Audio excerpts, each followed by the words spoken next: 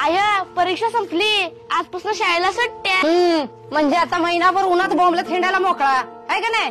पावडं बिडं पाठ करायचं महिनाभर चांगलं 30 पर्यंत. आता हे आय गप बस जरा, आज सुट्ट्या लागल्या ती. 2-4 दिवसांनी मी मामाच्या गावाला जाणार आहे बघ. जायच तर जावा. आता काय पोटाला आणि मी खातोस का मामाकडे जाऊन खाणार आहेस? चला. ए अक्षय दादा. काय रे? अरे तुझी जुनी पुस्तकं असतील तर दे की मला. हा देतो, पण निम्म्या किमतीनं. आणि गाईड पण आहे माझ्याकडे. बरं तू दे पुस्तकं, मी आईकडनं पैसे घेऊन नंतर देतो तुला. ठीक आहे. आणि गाईड सापडून झाले नंतर शोधून देतो. आय काय रेजा? हे बघ अक्षय दादाकडनं जुनी नवीची पुस्तकं आणल्यात मी.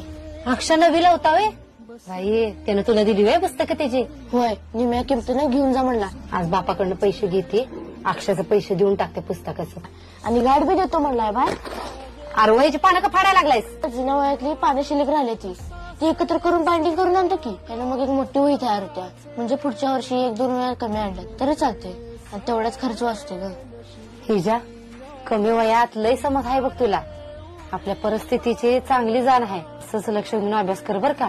आणि विसरू नकोस हे दिवस कधी. त्यामुळे आयुष्यात कवा वाया जाणार नाहीस बघ तू, असाच जर वागत राहिलास तर. काय मुला? आय तू नको काळजी करूस.